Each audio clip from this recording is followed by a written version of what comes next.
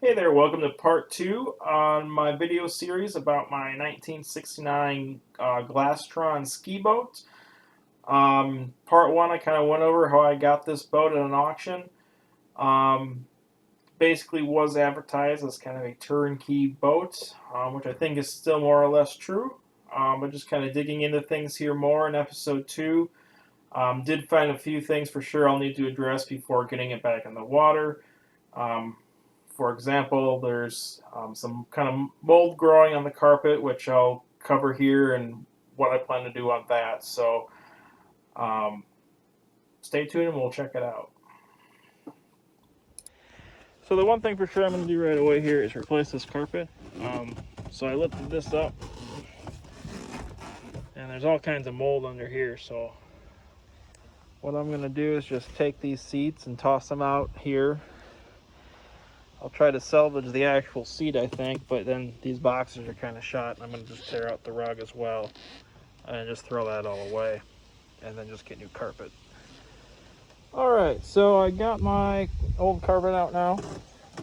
So underneath we just got, looks like some treated sheets of plywood, which overall seem in pretty good condition. They're pretty sturdy still, so there's still some mold that seeped through the carpet.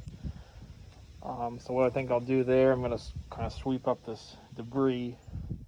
And once all the debris is swept up, then what I'll do is I'll probably take some bleach and just clean the floor good, and just get things cleaned up and that mold killed so I have a good clean surface to work off of. And now that that's out, what I think I'm going to do next is maybe even take off these side panels that are on each side of the boat. The carpet did extend underneath though, so I just want to make sure, first of all, it's not moldy back there. And then second of all, they're not in the best of shape. They've got some rips in them, some um, little cracks and things like that. So I might even take these off and do something completely different on these sides. I'll kind of see if they're salvageable once I get them off, but I'm leaning towards just completely replacing them. So to get these off, I just had to drill through. Each side panel had about 7 or 8 Phillips head machine screws that had a nut on the back end. So I couldn't reach most of the nuts, so I just drilled them out, and I'll get new screws and nuts when I put something else back on. But got these off now, so kind of the boat's all opened up and really a blank slate now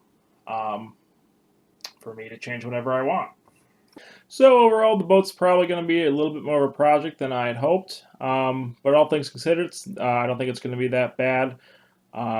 Should be able to pretty fairly quickly and easily make some updates to this old boat to make it ready to get back on the water again. So stay tuned and be sure to check back for updates on how the project's going. Thanks for watching.